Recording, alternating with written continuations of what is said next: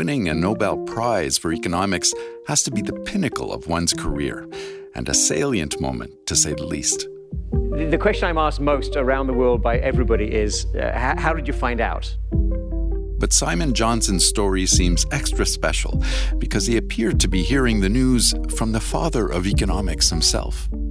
I woke up at my usual time, which is about 6 a.m., and I could see from my phone that something was going on, but it didn't quite make sense. It was a bit disorienting. Oh, and by the way, in some fields, they prank each other on Nobel Prize Day. They call people who may have won, and people fall for it, and there's all kinds of stories. Anyway, so I'm looking at this thing saying, I don't know if this is real, what's going on here? And then the phone does ring, and I answer it, and I can see that it's a number from Stockholm.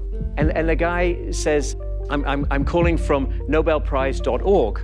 And he said, my name is Adam Smith. And I thought, that works. Adam Smith just called me to give me the Nobel Prize. That works. My name's Simon Johnson. I'm a professor at MIT in the Sloan School of Management. And in 2007, 2008, I was the chief economist at the IMF. Johnson is also a co-author, along with Daron Acemoglu, of Power and Progress, which studies the link between technology and prosperity. He was invited back to his old stomping ground by IMF Managing Director Kristalina Georgieva to talk about the book and his Nobel Prize-winning research on institutions and prosperity. So what is the main message for those of us here who work in research on AI, pro-workers AI? What is... The technology, big new technologies and AI, which is a perfect example, perhaps even the most extreme example, can go either way. They can either favor a few people and make them immensely wealthy, or they can favor a much broader mass of people, and including with regard to education. So AI could really make less educated people much more productive. Mm-hmm. And by being more productive, particularly if we have a strong overall demand for labor, we would expect their wages to rise and other good outcomes to follow. But if any new technology, and we go through a lot of them in the last 1,000 years, if any new technology only favors a few people and actually perhaps removes opportunity from less educated people, you can have long periods of time in which the headline numbers might look great, but the inequality, I don't actually think the problem is inequality per se. I think the problem is people being left behind or even being pushed down. That's what makes people really angry. If inequality came with everyone rising... So I'm going to start with maybe your work on institutions. And having read some of your research, I've come to realize that we, or at least most people, myself included, use that word institutions rather loosely, and that the institution that we're sitting in now, and the one across the street, the World Bank, don't necessarily represent this concept that you've studied so deeply. So define for us institutions in the context of your research. Well, you're quite right that the word institutions is used by different people in different contexts. What interests us is the sort of historical literature and analysis and discussion around what are the rules of the game in the political and economic system. So, to go back in history, when people were trying to write constitutions, where they're thinking about, okay, we have a king, we don't like our king, what comes after the king, they were talking about rules of the game, what's accepted by people, what's legitimate. And I think there's a political sphere, which is where democracy, for example, has evolved and flourished for a long time. And then there's the economic sphere, which of course is about property rights and about investment and about the private sector development. And a lot of the interesting discussions around institutions today are how these two pieces, the economic piece and the political piece, interact and intersect. And so were you surprised that this work on institutions was recognized to the extent that it has been, by the Nobel Foundation? Well, I was surprised and delighted to get a Nobel Prize this year, or in this cycle. We received the prize in December 2024. When we did the work, we knew these were big questions. We knew these were questions that were sort of up in the air, that people had made progress on, but we felt there was some unanswered space there. And we were quite gratified to get attention at the beginning. But of course, any work that has impact is also controversial. There's a lot of back and forth. I mean, we wrote a couple of papers that are very highly cited, but probably 20 other papers defending things, expanding things, examining counter arguments. So that was exciting, and that was really fascinating from my own perspective.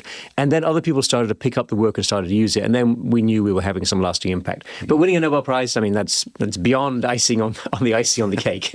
Yeah, I can imagine. So you have these two types of institutions, as you described there. one more about private contracts, the other about private property rights. How do they differ in terms of how they play into the economy? Like, how do they play into the dynamics of the economy? Well, this is something I looked at actually in my early work, which was in Eastern Europe and the former Soviet Union after the collapse of communism, because it was clear that private contracting could get around some of the problems that were caused by a weak state, by weak property rights, by a lot of corruption. So private individuals and firms could make deals among themselves. But it was also clear that there were real limits to that. You couldn't make big investments. You were always going to be vulnerable to some bureaucrat coming after you.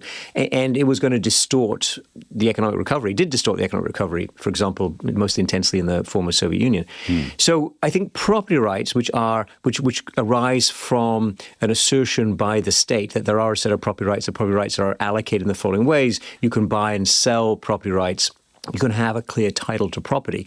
Those are really fundamental and essential if you want to have a modern economic prosperity. So contracting is helpful, but property rights are really what everyone needs to establish. And do you think in that context, our institutions, over the years of studying them, do you find that they've kept up with the times, to the extent they're still effective in doing what they should be doing? Oh, sure. Institutions still matter, and places with better institutions are still more prosperous. And the places with better institutions have managed more or less to hold on to them, although there are some controversies, obviously, today, including the United States. What's striking and I would say disconcerting is despite the attention and the generally shared view that institutions matter and better institutions, less corruption is helpful for economic development, for example, over the past 20 years, we've seen some improvement in places with weaker institutions, lower income, but we haven't really seen much convergence. So places that were very corrupt when we studied them in the 1990s are still relatively quite corrupt today. And that accounts, in our view, for a big part of why countries, poorer countries, have not managed to converge to the income levels of higher income countries. So I'm just curious, what drew you into this field of study? There are so many things out there in the world of economics. So I got my PhD in 1989 from MIT, and I'd worked on inflation and high inflation and hyperinflation with Stanley Fischer and Rudy Dornbusch, who were two, obviously very famous macroeconomists. And economics in those days was quite theoretical, model-driven. I was interested in real-world experiences. I wrote a lot of my thesis on economic history, hyperinflation of Germany and the Soviet Union in the 1920s.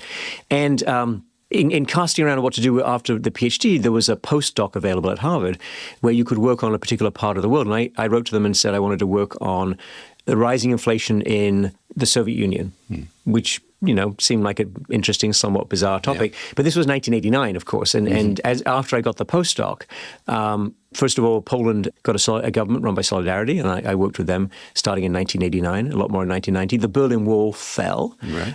And I went to work in Eastern Europe on macroeconomics, high inflation, and credit, and what was happening to the banking system. So fairly standard macro financial topics.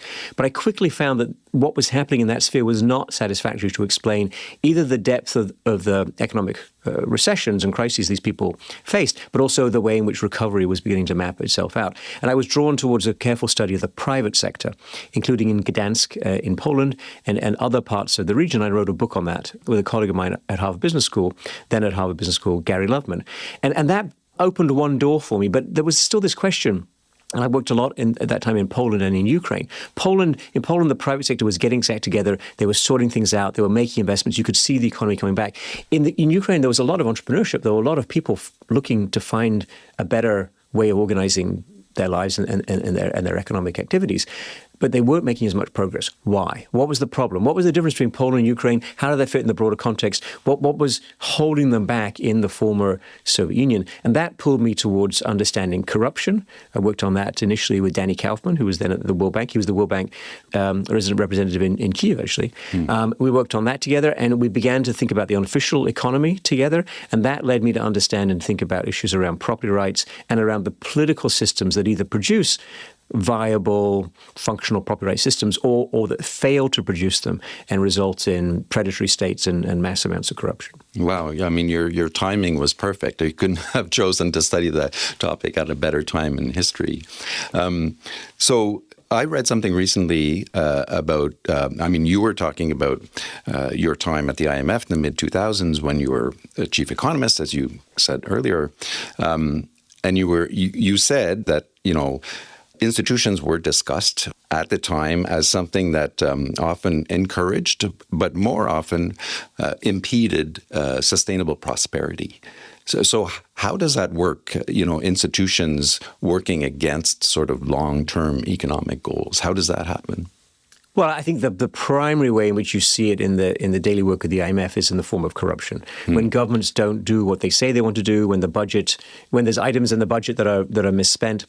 Right. I think you can see it in other places as well, including in just in excessive taxation or an administration of tax and regulation that's burdensome on the private sector. And of course, in many places, we see it as insecure property rights. You can't, if you're born in a certain part of society or a certain geography, you can't get secure title to your home. You can't get secure title to a company. You're preyed upon by either malevolent private sector people or people in the government who have government roles who are equally or even worse in terms of their attitudes and behaviors. So that plays in, once that starts, it sort of, it makes it more difficult to apply economic policy, I guess, in these countries where they can eventually see growth. Absolutely. Look, I think what we're talking about is economic policy. And I would say the problem that the IMF faces, and to some extent the World Bank, is that these organizations were designed and built for places that had fundamentally pretty good institutions. Because remember, the original design was, and the concern was rebuilding Europe, getting Japan back on its feet. Economic development became an issue much more as countries became independent, as the European empires fell apart. So when you look at Western Europe, the history of Western Europe over the past 200 years or since World War II, they built democracy. They established private property rights. They had, of course, some massive and really tragic detours, including under the Nazis in Germany.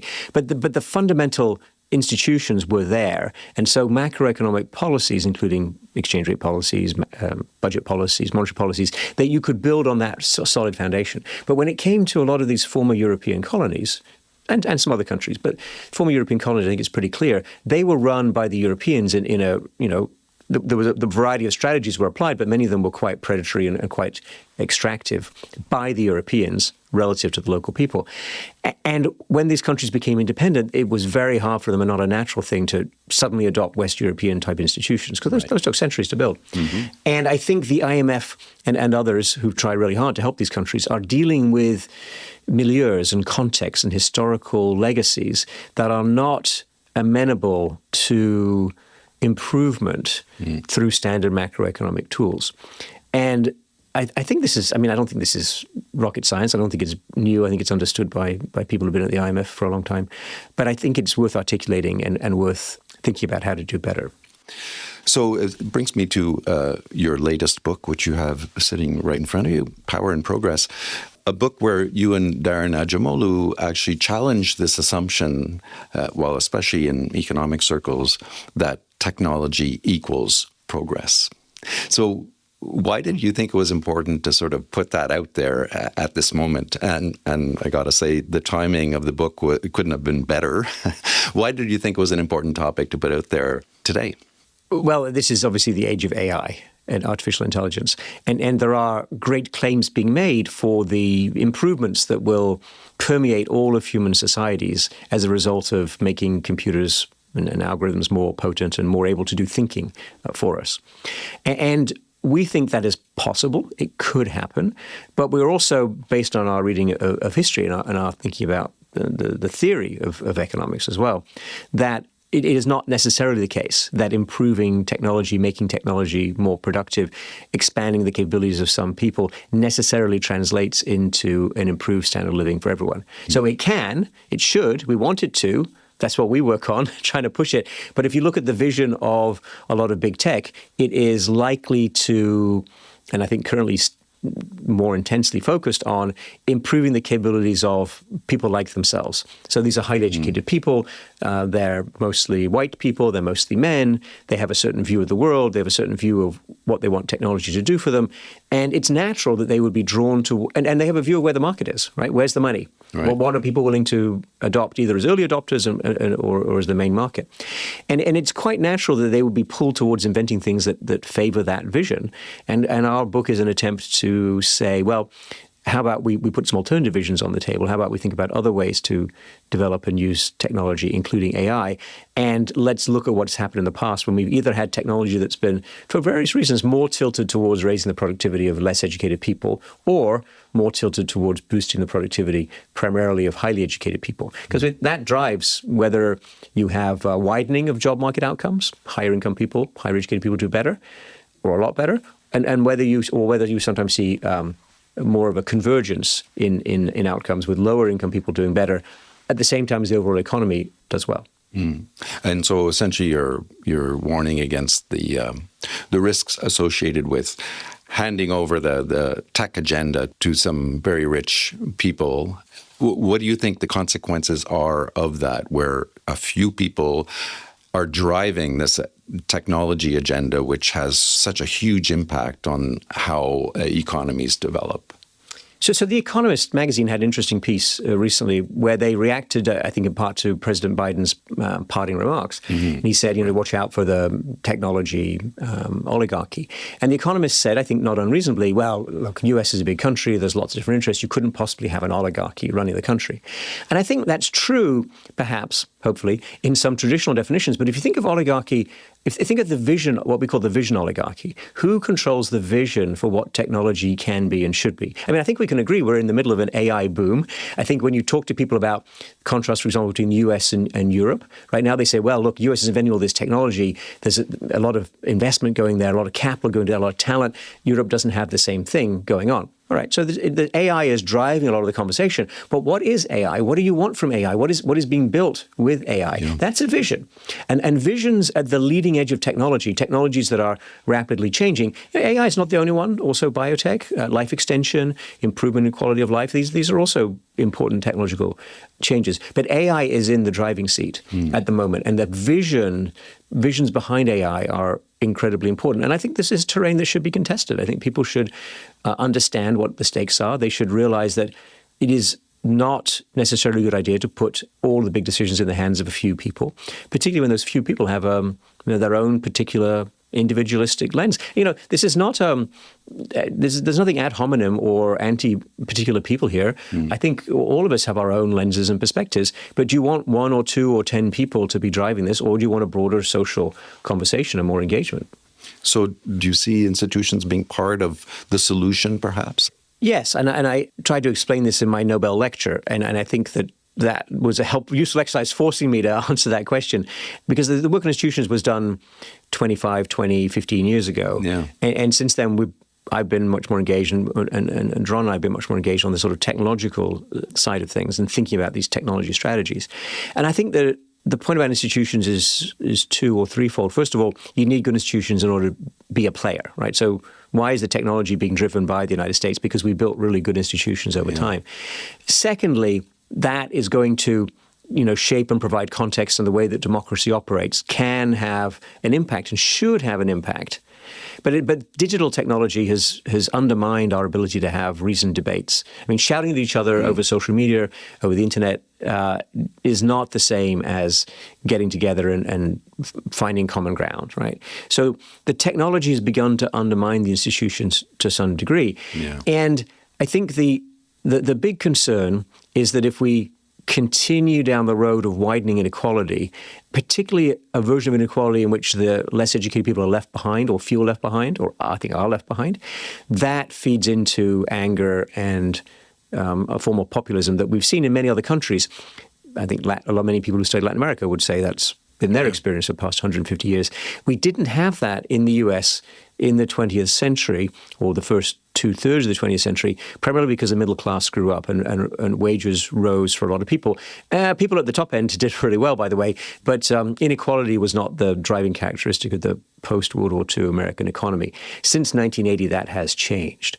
And I think the concern we have is that AI, which is made possible by our institutions, is pulled in a direction that undermines the democracy, causing either the institutions to have some sort of systemic issue, or just to become really tilted away from being relatively more inclusive towards being relatively or even extremely extractive. So a few people get all the value, all the power, all the income, and everyone else is not just left behind, but actually pressed down in terms of their opportunities, their incomes, how they can provide for their families and the prospects of their children. And beyond that, with this technology, the advancement of technology going so quickly, and with so few countries actually owning the technology, do you worry that inequalities between countries are growing, in terms of where they stand in the global economy? Yes. It's not new, right? Since really the advent of industrial technology, it has been the case that a few places have led the way, inventing new machines, inventing new means of communication, new means of transportation, and everyone else in the world is some sort of taker in that market. The technology is provided to you. Now, you could go off and invent your own, and the U.S. did this in the 19th century. The U.S. moved from being a country that received technology from Britain to a country that invented technology. Think about railroads, for example. Right. Think about early telegraph and telecommunications. So the U.S. actually shifted its position. That's possible. And I think China has shifted its position also. China was a recipient of Western technology, I think we can all agree, in the 1980s, for example. Now it is pushing into global markets quite sophisticated products in terms of consumer electronics, in terms of cars, and of course AI as a potential contender. So you can change where you sit in the global division of labor, but that doesn't happen very often. Typically, you're receiving technology, you're adopting it. And in the 1960s and 70s, there was a literature, I think quite insightful literature on so-called appropriate and inappropriate technology. The basic idea was rich countries invent stuff that's good for them, then they sell it to the world. They have economies of scale and other advantages. You buy it into low-income countries, but it's designed for a high-income place and a place where labor is quite expensive, and replacing labor at the margin is relatively more attractive. But you bring that to a lower-income country where labor is cheap, you should want to develop more opportunity for cheap labor, but the technology available from the world is capital-intensive. And I think that has been a problem for quite a long time in many places. So now, in the best data that we have available, it looks like, and this is without China in the calculation, because we don't actually know how much is being spent on AI in China. So leaving China to one side, the world ex-China, 95% of the money being spent on AI development is in the US, 3% in Europe, and 2% in the rest of the world. So you can see that's even more skewed. And of course, within the US, it's not everyone, right? It's not across the board. It's a few people driving that calculation. And it's also interesting and striking that there's a lot of money around the world going into AI in the US, and there's a lot of talent around the world, tremendous computer science talent in Europe, Europeans flocking to the United States to work on AI. So the winner-take-all dynamic is even more extreme at this moment than I think we've seen probably ever in modern technological revolutions. You're not painting a pretty picture. So given all you said, how do we instill some democracy into our technological evolution and make sure things like AI actually work to the betterment of society? Well, that's the question we work on, and we have a center at MIT called Shaping the Future of Work, where we're engaged on that with technologists, with companies, with governments to the extent they want to talk about it. I think that the key point is to first recognize the situation, which is what we're talking about. The second is to find alternative paths for investment, alternative priorities, people who can actually push technology in this, what we call pro-worker direction. Boosting the productivity of people without a lot of education, I think, is absolutely the key in the United States and around the world. And there are lots of people who have ideas for this. And I think to the extent that AI can be pulled in a direction that's empowering and that's adapted to individual circumstances, and where people with less education feel empowered and investments follow, could be private sector investments, could be government investments, that is going to be helpful. Whether that's enough remains to be seen. And of course, the global tech industry, so-called big tech, is having a moment right now, a moment of unparalleled power, prestige, and access. And hopefully that comes with a sense of responsibility and a sense of if you break it, you own it. But I think we can also worry about that and debate that and watch it and attempt to put some guardrails around those activities. I do think we're in a phase somewhat similar to what we saw with finance in the early 2000s, which I had a ringside seat, of course, for the crisis and the build-up to the crisis of 2008, in which a lot of deference is given to the quote-unquote smartest guys in the room, and bad things happen.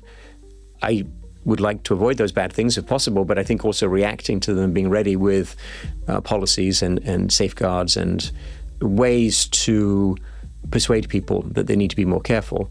I think those things are going to be needed. It'll be interesting to see how all this plays out in the coming months and years. Simon Johnson, a former chief economist here at the IMF and Nobel laureate. Congratulations and thank you so much. Thanks very much.